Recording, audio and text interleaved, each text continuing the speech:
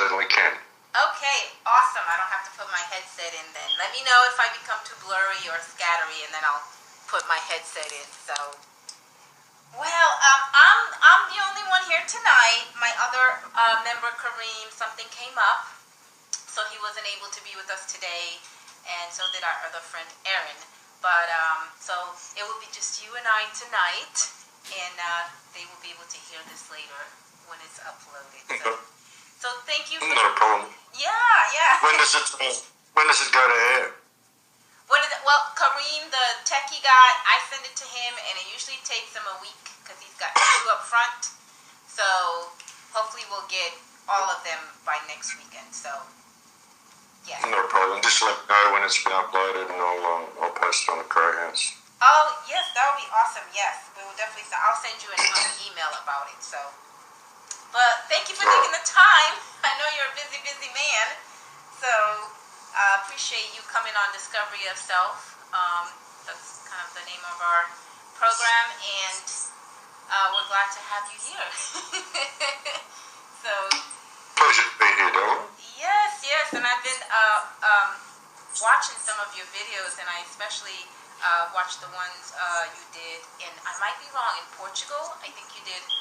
an interview there, or it was somewhere at a kind of a festival. You did a interview with the lady there. It was a very that was the Boom Festival in Portugal in August. Yes, I knew it was in Portugal. I have some siblings down there, so I enjoyed watching that a lot. I think I watched it twice. So I enjoyed it, and plus I like to hear your podcast that you have every day, your radio show. That's always very inspirational when I want to get a boost. I listen to that. So, and I have it on loud, so that way my son can hear some of it too. So, Well, that's good. Yeah. I hope it helps. What was that? I hope it helps. Yeah, no, it does. It opens up my mind to different ways of seeing things. So your knowledge and you are really needed. So to kind of, it makes sense. The way you say it makes sense to me. You know, it's basically the same thing as everybody else is saying, but for some reason it kind of hits home in my brain when you say it. I don't know. Well, I try to keep it really simple. I try to just speak, honestly and truthfully and really simply, and not sort of over-intellectualise anything, and just kind of state the obvious, really. Yeah. That's why I think it works so much with people. Yeah, I think, because I'm very, very kindergarten-ish when it comes to these things. So it's like I like baby steps, and I tend to pick up on stuff like that when it's, presented in that manner. But so I'm glad you're feeling better to be able to do this video with us. And our group is like, Discovery of Self. We just like to hear different perspectives on basically, what everybody's trying to, achieve and get to, which is happiness, love, and peace, and all that. And I especially like what you say about building your own community. Start with your community. Don't think too big. Just start with where you are and make a difference in where you live. And that really resonated with me. It's got me to thinking, what can I do in my own community, to make a change? So to our viewers, what would be your suggestions, ideas of how people can start to look outside themselves and into their community to start making this change? Well, you've got to start breaking down barriers between you and your neighbours and the people around you. That's a big problem that we have. We are given, fictitious parameters by which to judge ourselves and judge the people around us, and we live in very judgmental situations in cities. This is often what it's about. It's just kind of been instilled into us. We've been programmed to think this way.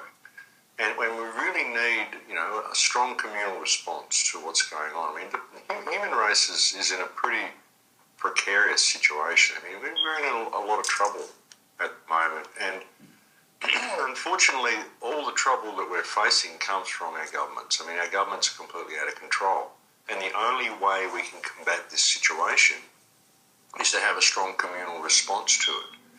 So we've got to think of whatever means we can that will break down barriers in our communities and get to know people around us. And even when bringing this information to people, it isn't so much about bringing this information to people as much as it is becoming friends with people.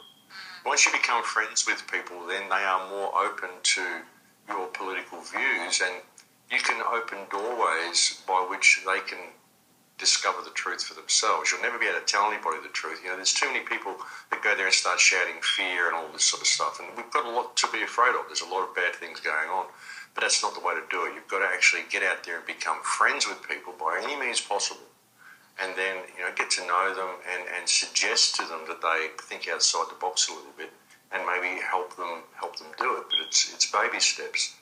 But, you know, I think that's a really important thing we can do. We've got to have these empowered communities. You know, it's all very well for one person to be screaming out about what's going on in the world, and there's a lot of people doing it. There's a lot of people trying to let the world know that we're in deep trouble and we need to pay attention. But it's how to go about it in a way that's going to reach people. And I firmly believe it can only be done through friendship. You've got to become friends with people. And the only reason we're not really friends with people is because we're judging ourselves by all these fictitious parameters that are given to us by this system. You know, we judge each other by our race or our belief system or our ethnicity or our religion or what we look like or what we wear or where we are on the social ladder, all of these things. We don't just see them as human beings, as people. We're all in this together. We all have a beautiful and unique perspective. And if we were to suddenly honour that in ourselves and honour that in others and respect ourselves and respect others, we could change the world in a day. But, you know, it's got to start with friendship, and that's where it has to come down to grassroots action in every community. You know, your immediate surroundings, your immediate group of friends, the people just over the fence, the people across the road, the people that you come into contact with every day. It's got to start there. You know, this can happen for everybody. You know, if we all do it, then it creates ripples, and eventually they join up. You know. Yeah, I think that's a good point because, you know, personally, I try.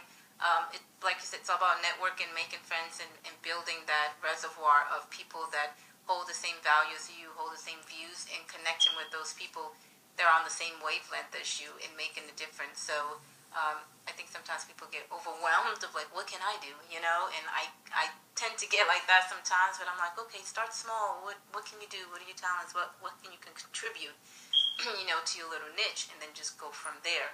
So that's a very important key friendship, which I think some people have lacked the skills in how to go about that, you know, with, you know, all the social media.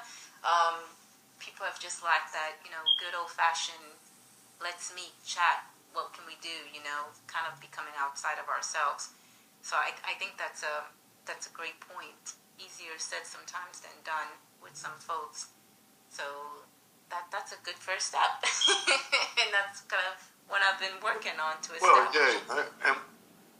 Well, you know, we're all very well with social media and stuff, but we don't know the people next door. We don't know the people around us. And, you know, like I said, everything we're facing comes from government. And if we're not friends with the people around us, then government's going to eat us up. But if we're friends with people, then we can stand together and we can question the actions of these people, the actions of government, because, you know, we just don't think we can question what they do because there's all of this red tape and all of this stuff put in the way. But really it's because usually it's one person questioning it. But if you're friends with the community, if your whole community knows each other and you all respect each other, you have these community projects that you all get involved in together, community gardens, whatever, you know, things that are good for the kids, whatever, just things that are good for your community. You all get involved in it together and work to create an empowered place for you all to live. I mean, it's pretty simple to do this. Once you start doing this and you've got the friendship of these people, when these government regulations come along, then the whole community stands up and says, well, hang on a minute, we don't employ you for this. We don't elect you. Actually, what we do is we elect you to manage our infrastructure for us. We don't elect you to do this. We don't elect you to impose rules upon us which prevent us from reaching our fullest potential. That's not what it's about. Humanity is supposed to reach its fullest potential. And all government seems to be doing is limiting that potential. And the only reason they get away with it, again, is because we've got these divided communities. So that's where the focus has to be. You know, everything about this system is constructed in such a manner as to divide us from each other. There's a huge clue in that. You know, it keeps us divided because that's the only way we can be controlled. Divide and conquer. That's how it works. Yeah. So we've got to get out of this divisive mindset and begin to respect each other and realise that we're all facing a common problem. And the problem is a small group of people who are working to control everybody else. And basically what they're doing is they're harvesting everybody's energy, everybody's time. They're keeping us walking within these lines and doing everything they tell us to do. And we're missing out on our lives. We're missing out on ourselves. And our whole lives are centred around supporting an economic model, which is an economic system based in permanent growth. And an economic system based in permanent growth on a planet of finite resources can only have one result, and that is the destruction of life on this planet, the removal of this planet's ability to support life, because we're harvesting minerals out of the earth and we're turning it into rubbish. That's all we're doing because we've got to have a system based on permanent growth. So everything we make has to break so we can replace it, so we can keep supporting this economic system. The economic system will bring about the ruination of this planet and the destruction of all life on this planet. And we need to pay attention to that. We've got to step back and look at it and think, what's this for? How is this system serving humanity? You know, it's not. It's not serving humanity at all. And so we've just got to look at it properly. Yeah. And once we do, it becomes apparent, and there's the solution. Yeah. And I like the fact that you made the divide and conquer because of that separation. It's so normalized, I agree that people seem to think we're disconnected from one another, that we're separate from one another, and I guess that's what the government sets out to do, or gives us the illusion that we're all separate. We all need to live in separate, even the neighborhoods sometimes that I drive by are really interesting, and that idea of separation, it's like embedded in some people. It's even the people I come across with, it's like they feel so separate from everything and everyone, feeling like they're alone. And I think that's a perfect recipe for the government having some sort of control over people, because nobody's going to believe, or the people that I talk to, the concept of, well, we're all connected, we can all come together and we can all make the world that we want to live in, and not leave it to, like you said, a select few that are feeding off of our energy. And that energy, I think, sometimes is fear. That's what I've kind of been hearing. And I know that that's what the government is good at doing, at instilling in people. And especially now with the Ebola and stuff that I hear. I don't watch the news, but I hear it around. But it's the fear. I mean, where does one start to kind of, come out of that fear-based mentality so they can start making some changes, feeling like they're connected to? Well, yeah, I mean, it's all fear-based mind control, the whole thing, all of it. That's what the whole system functions on. That's what it's all about. And the system plays on our uniqueness, because each one of us is completely like an island. We are completely alone. We have a completely unique perspective, but we are at the same time connected to all it is. We're connected to everything. It's understanding consciousness and understanding where it comes from. This is something that I talk about a lot in my talks, how your consciousness is not local to your body. Your body is simply tuned to a frequency, and it downloads that frequency from the field. So you experience reality from the unique perspective that is you. And that's what makes you you, your uniqueness, your perspective. No one else can have that. That is absolutely unique to you. But at the same time, you are part of a collective consciousness. It's understanding what you are and having that respect for yourself, and having a respect for your own perfection, understanding your own perfection, realising that you're perfect at being you. No one can be you better than you, and being you is what you came here to be, obviously, because that's who you are. So when you understand that about yourself and you realise that your unique perspective is needed, that's why it exists, but ultimately it's just one perspective of a collective consciousness, then you begin to see yourself in a completely different way, and you begin to see other people in a different way. And so the judgment of these people breaks down, it falls away. People do what they're programmed to do. They don't do usually what they are. They don't usually experience the art of their lives or express the art of their lives, because that's what their life is. It's art. It's a unique expression of creation. It's an artistic expression of creation that views reality from a completely unique perspective and a perfect perspective for that vessel. You know, and that's what we all are. But we don't ever see that because we're judging each other by fictitious parameters that have been programmed into it. Yeah, and that's... But once you really begin to understand what you are, then you respect yourself and you respect other people, and it all falls into place, you know. So that's the problem, is we don't understand ourselves, and so we judge ourselves by these external parameters that are simply not our own, and they're not real. They're all based around this economic and social system, which is a construct, you know. Yeah, and that kind of reminds me of where it all starts. Would you say that it kind of starts in the school system? I work in the school system, and I see this on a daily basis, how these children, they almost look like robotics. It's like they're programmed from the get-go to not fully express themselves, to be, you know, the same and not unique and different. And it's really a hard thing to watch for me personally, because I'm all about expressive arts and being unique and being yourself and learning differently. So would you say that's kind of where it kind of starts? They kind of dim that light from the beginning? Oh, yeah, very much. There's been a conscious effort to do that. There's been a real conscious effort to disconnect us from ourselves, to limit our conscious awareness. A huge effort from all directions. You know, we're bombarded by you know, electromagnetism to a ridiculous degree, and the programming from the television, even the left brain education that we're subject to at school.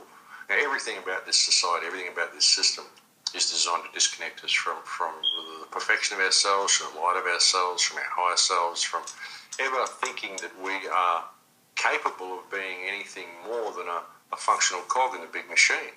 You know, we're taught that being a functional cog in the big machine, this is success. You know, if you can really get this cog flowing smoothly and use it to generate lots of money, then you're a really successful person. We're taught that that's what it's about. It's all about economics and social standing. And it's all designed to disconnect us from ourselves, absolutely. Yeah, and it's kind of been, because when you were saying that about, you know, the not expressing yourself, we are art, and you see that really heavily in children, and I work with elementary students, so especially in the kindergarten years, you see a thirst to want to be yourself, to express, and it's, you know, it's kind of shunned, or it's kind of given a label. You know, it's kind of given like, oh, bad kid, trouble kid. So it's been a really interesting dynamic and experience working in the schools, because you get to see where, you know, some of it all starts, and it's kind of sad. Oh yeah, absolutely. That's what it's about. It's about limiting any hint of creative input and homogenizing the children, so that they all think and act in the same way, so that they can all come out of the education system as functional little cogs in the big machine. Mm-hmm. That's what it's all about. They limit, they look for, and they literally attack and dispel and squash any type of creative or you know, individuality or anything in the children, and really try to squeeze it out. That's what this education system is all about. It's a very dangerous education system. It's so cruel, really, to do this to the human psyche, to do this to children, to get these creative minds and to squash them into this left brain understanding. I mean, it's insidious, really, when you look at it. It's emotional and spiritual violence being carried out against children, and it's disgraceful. It is. It's pretty draining, and that's what. That's why I appreciated the festival in Portugal, when I saw all the creative expressions and the uniqueness. It just warmed my heart, and I feel that we're headed that way with all the arts that are coming out, with all people are wanting more creative things. You know, whether it be, you know, in the mental health field or building projects in the community. There's call for more arts. You know, there's a need for more arts in the school system, and it's like a huge battle that's kind of going on right now, like just the biggest challenge, because they can't pinpoint, they can't test it, you know, they can't, you know, standardize it or what have you. So they feel like it doesn't belong in the system, but it's the number one thing that, you know, touches on all forms of intelligence, the arts, and that's what I keep fighting in the school, you know, to get it in there, because it's vital, I think, for especially the young ones. Well, yeah. Yeah.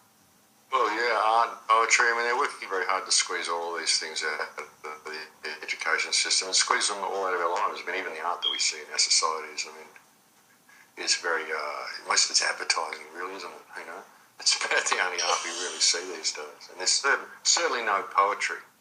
And poetry activates the right brain very much. Poetry and philosophy is two things that are very much missing from our society these days, and two things we need to get back. Yes, I agree. And that's what that's funny you say that, because I'm currently working with a nonprofit that, you know, is all about youth and empowering youth and arts and bringing arts, and, you know, and that's what I'm working towards, you know, just like we talked about, make friends with people, get some stuff going on, make projects. And I feel that's, you know, that's what I can do, you know, is what you can do, and start small, and eventually it's like a ripple effect, I believe. So, that's much missed. Art is not appreciated as it was once, and, you know, it just takes a backseat for some people. It's like, you know, where, like you said, we are art, nature's art, universe is art, and we need to get back to that. And I feel like we're headed that way, slowly but surely. So I'm excited. I'm optimistic, so that it will happen. So thank you for that. Could you tell us, like, what your current projects are, in case any viewers, you know, want to kind of, you know, help in any way or follow you, see what you're up to, just any new projects? Well, at the moment I'm attempting to recover from meningitis, which is a slow process, so it's a big project for me at the moment. But the Full Circle project is what I'm going to be concentrating on next year, which is going to be a series of workshops. I'm checking out different speakers and different people who I believe have got the right message, and I'm trying to get as many people involved as possible. I want to go around to as many communities as possible and kind of give people workshops on how to start changing things from grassroots in their own community, how to start pushing the envelope with their local councils and helping the councils expose themselves to the people. And how to basically take the power back. You know, we've got to start stepping into our role as humankind. We've got to stop being led down the garden path. So that's basically what Full Circle Project's about, just trying to define some sort of workshop that we can take to a town and kind of leave this activity behind with the people, that they can keep it ongoing and start changing things from the ground up in their own communities. That's what I want to do next year with the Full Circle Project. I'm working on a couple of films. I'm working on a film to launch that project, which is mainly about the Amazon. I've still got a fair bit of work to do on that, but I've been quite ill lately. And I'm also trying to get back into Gaza Strip. I mean, there's been so many things, stumbling blocks to overcome to get back into Gaza. I've been trying to get in there for the last 3 months. And every time I think I'm about to get in there, something goes wrong. At the moment I got very, very sick from meningitis and couldn't go in, which was actually quite synchronistic because all sorts of things happened. Had I gone in there, I would very likely be trapped in there now. But there's all sorts of stuff going on now, which is making it very, very difficult to get into Gaza. That's a major priority for me as well, is to get into Gaza as soon as I possibly can. I've actually got a flight already paid for to Cairo and back that was sponsored by someone. It's just sitting there floating. All I've got to do is give the travel agent the date, and once I know I can get into Gaza, I'll go and do that, because I want to make a documentary on what's going on there as well. So I've got a few projects on, but next year will be mainly I'll be concentrating on the Full Circle Project next year. Okay. Yeah. Wow. That's a lot. That's good though. I liked how you talked about a little girl at the Boomfest Portugal interview. You talked about the little girl that it just warmed my heart, the way you were kind of describing how sometimes when I heard that, I was just kind of feeling hopeless, like, oh, you know, I was like kind of rooting for you. I was like, yeah, I hope you do go back and get to connect with those families. And you mentioned that little girl that just, you know, you just wanted to, you know, put her in your suitcase, you know, that kind of feeling like, come on, let's go, you know. That sometimes most of us feel, you know, overwhelmed that we can't do as much as we want. But I remember that story that you talked about, that little girl. So that stood out to me. Yeah. I really want to go back in there and see her. I want to see the whole family. I just want to see all the kids again. You know. Yeah. She was just someone who could speak a bit of English, so we made a real connection because she could, I could communicate with her. I couldn't communicate with too many of the other kids, So, I really want to go back in and see all the people. I've been in contact with them all.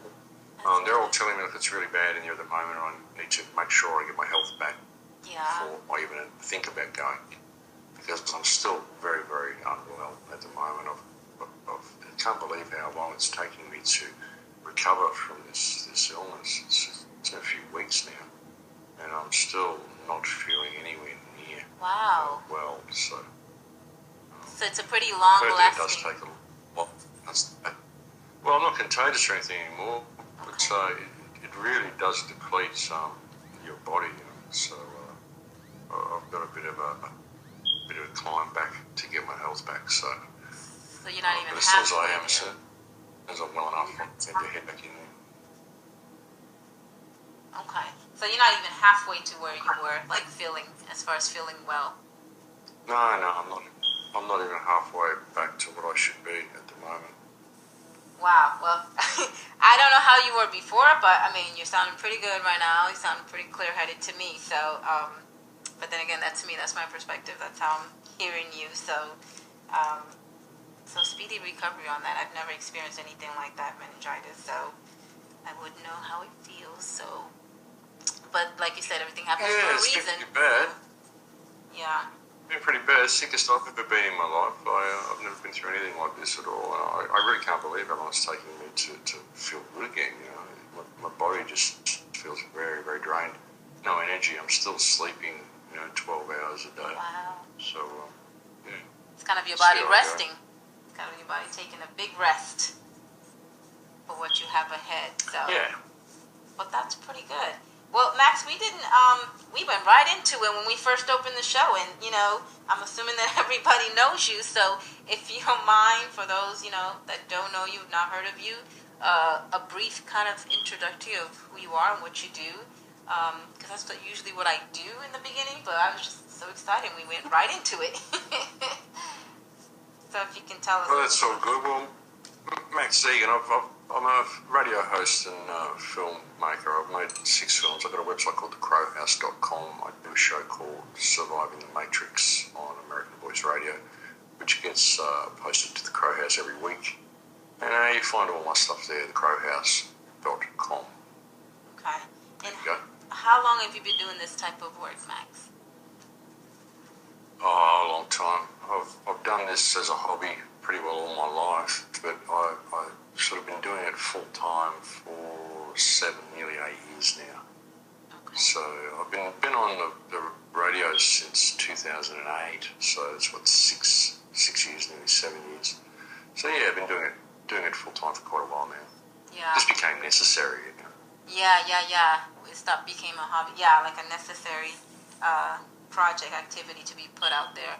And for those that have not heard Max Radio Show, it's like a soothing, informative. You just get everything. I mean, I listen to it. I don't doze off or daydream or anything. It's just that powerful. Like, I just put it on, and every time I get some new information, some new motivational things to do, because most of us kind of feel helpless sometimes with what's going on, and we don't feel like we can make a difference. So I would encourage you all to please listen to the radio station, because it's benefiting me, and I know it would definitely benefit y'all. So thank you for that, Max, because that's one of my favorite in the radio show. So I can't wait for all the other projects that you have coming too. That's going to be even better. So that's awesome. That's really awesome. I hope it helps. I hope the radio show helps. I mean, I've been doing it for a while, and I hope it does help. I mean, I think it's important that people see that there is opportunity in all of this. Because the people that are doing all this, they're just people. And if we've got an empowered community, we can overcome all of it. And we've just got to learn to respect ourselves again, so that we can respect each other. And I think that it's a program that we're not. I mean, we're all taught to be divided. We're all taught to not respect ourselves. We're all taught to judge ourselves poorly because we're judging ourselves according to somebody else's parameters. We don't really understand how we got in this situation. We just know we're here, and we don't think we can do anything about it. But I think we can. If we just begin to remember who and what we are, I think we can change the world in a day if everybody suddenly woke up to reality. You know, it's not going to happen in a day because people just aren't waking up quick enough. But once you do wake up to what reality is and what you are, things look a little different. And it's easy to become empowered, and it's easy to see that there is a very, very simple solution to all the problems that we face. And that's what I try to do with the radio shows. Just to help people view things from a different perspective. Because once you shift your perspective, then the world looks different. And if enough people can do this, then we'll change it very, very simply by changing our state of consciousness and changing the way we apply ourselves to each other and the way we interact with each other. We'll change the world very, very quickly. We don't need any revolution. We don't need any of this sort of stuff to happen. All we have to do is change the way we deal with each other, Yeah, and you made a very powerful point, finding out who we are, what we are, and I'm hearing that a lot. And some people are really like on a long-term sleep, kind of coma.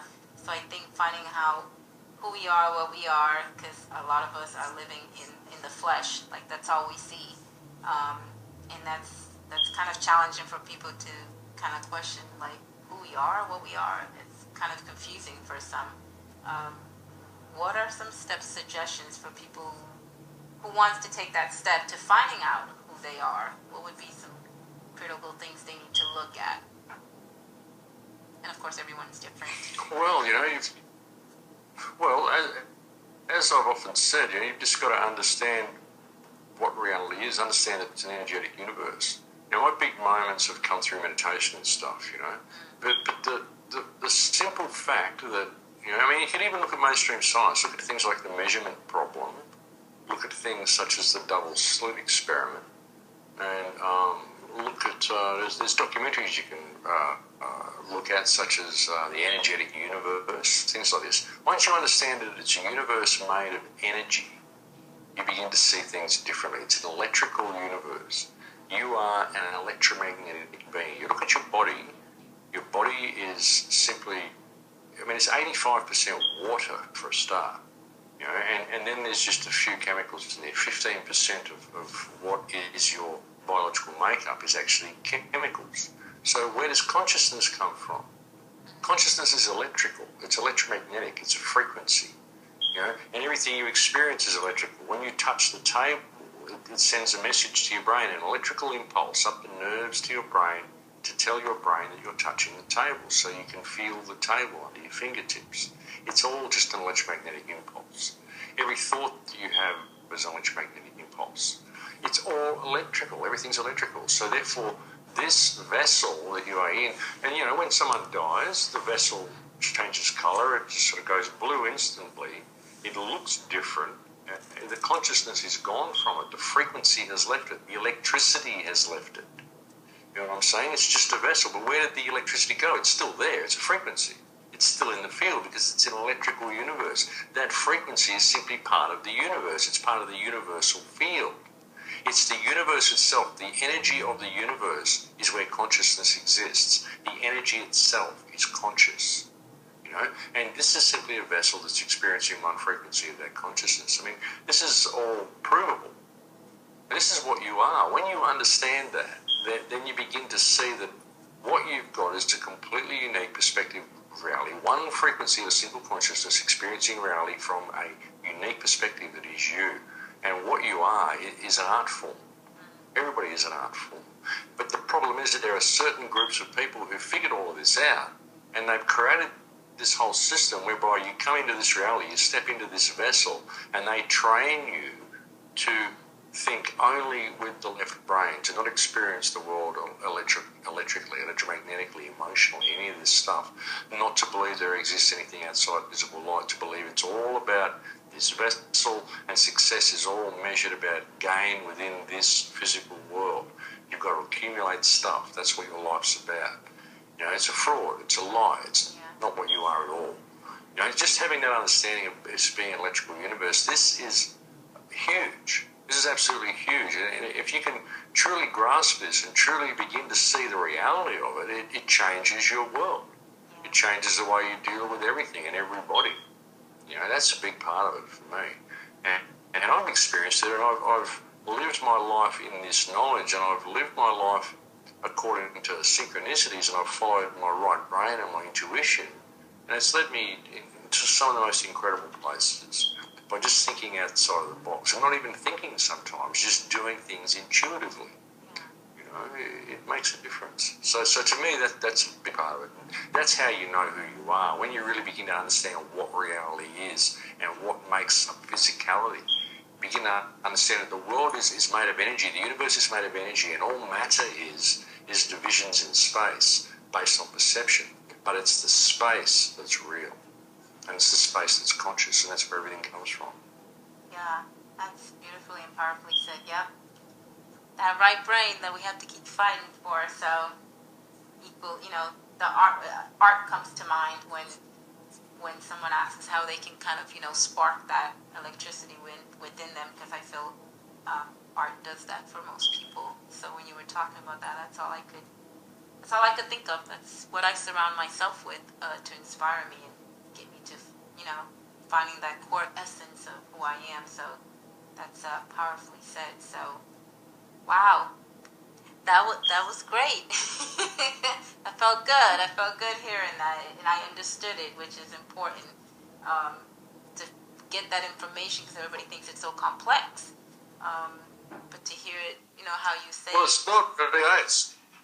It's really simple, really. I think it makes a difference. I think if you can view reality from that way, and hey, I'm not asking anyone to believe that that's the way it is, but you can find out that it is. And begin, I've experienced this in meditation. It's all backed up even by science. I mean, you begin to see that science and spirituality actually complement each other. And there's a lot to this. I mean, there really is. And if you can understand, I mean, even when you go into a room where a couple's been fighting, you can feel the energy in the room. You can cut the air with a knife. You can feel energy. You know that it's all energetic. It's all electrical. Why would you be able to feel that someone had been having a fight in the room if it wasn't electrical, if it wasn't energetic? Yeah. But you can. You walk into these rooms and go, oh, gee, didn't want to be in there. You feel uncomfortable as soon as you walk in. So it is an energetic universe, and having this basic understanding, it changes the way you can interact with people. And you can change almost any situation by changing your energetic state and projecting that into the room. Yes. You can change people's whole demeanour simply by pumping out that new energy into the room. And once you're aware of it and you can do it, you realise that's where your heart is. It's an electromagnetic generator. That's how it all works. Your heart's like the power source for the computer. It pumps out that electromagnetic signal, which powers everything, and gives food to your brain. And your brain's a quantum instrument that turns possibility into actuality based on the emotional input your heart gives it. So this is how we create our reality in this manner. And when you understand it's a collective creation, it's a collective reality created by collective consciousness, then you begin to see why we're in the situation that we're in. We're in a pretty difficult situation. Human race is in dire straits at the moment. Yeah. And it's time for us to stand up and make a difference, but it can only be done at the grassroots level. We see all these problems we think they're too big for us to ever overcome. But if we can simply overcome our perspective and change our perspective and change the way we interact with the people around us, that makes all the difference. It really does. That's true. That's very true. And I think we got some good information, knowledge, and wisdom of what we can start to do in our own community as we have spoken about it. And I'm working on that, because that's what I take every time from when I listen to you. Just start small, start where you are, and then slowly but surely it will have a ripple effect. So I believe in that. So I really do. So I don't have any other questions for you, Max. If there's anything that you would like to share, closing thoughts, although I do have a fun game that I like to play with my guest. It's quick, kind of complete the sentences, kind of what first comes to your mind. So do you have any lasting thoughts, advice, suggestions, words of wisdom before we close out? Look, I just hope people rediscover themselves. Don't ever doubt yourself. Don't ever think that you have to wait for great people to do great things. Don't ever think that you are incapable of doing great things. You know, every idea that's ever come into being, every situation that's ever arisen on this earth, ultimately came from an idea that one person had that they put into practice. And we can all do this. You know, the ones who believe they have the right to control the world are just people who had an idea, and they tricked everybody into going along with it. And all you have to do is have another idea. Just have the idea that you may be perfect at being yourself. You may be perfect experiencing that perspective that is unique to you. No one else can do that apart from you. You're perfect at doing that. So don't ever doubt your own perfection, and don't ever doubt the ability of your own ideas, because if we all begin to experience the art of ourselves and respect the art of ourselves, then we will respect the art of other people, and we'll change the world very simply. But if we don't do that, if we don't change our perspective, and it doesn't matter what system we pull down and what new system we put up, we'll just end up where we are now. If we haven't changed our perspective of who and what we are and changed the way we interact with people, then we're just destined to repeat this over and over again until we destroy ourselves. You know, get back to who you are and then apply that to the world, and you can make a difference. There you go. Yes. That's wonderful. So, would you like to play this game? I always like to end on a fun, creative note. So, gets to let the viewers know a little bit about you. So, you up for it? Sure. Sure. Okay. My greatest gift is... Oh, my greatest gift? Oh, consciousness? Okay. I don't know how to answer that one. Yeah, my greatest gift is being alive, being here to experience this, you know. Yes. It's like, quick, what comes to your mind? So, love is? Love is understanding. Okay. Freedom to me means? Pardon? Freedom to me means? Freedom for all. Okay. The beach or the lake? The lake. And last, if I could change, or if I could give the world one thing, it would be? If I could give the world one thing, it would be remembrance of who they are. Wonderful. There you have it. Thank you, Max, for taking the time and joining us. It's been a quick but enlightening and powerful session. I think I, again, got some little tidbits like I always do. So we appreciate you, and we want you to continue to do what you do so we can all be inspired and we can all do what we have to do to start making this change. So thank you very much. Very, very much. My pleasure. My pleasure, Sylvia. Thanks for asking me on. All right. We'll be in touch soon, and peace and love. Okay.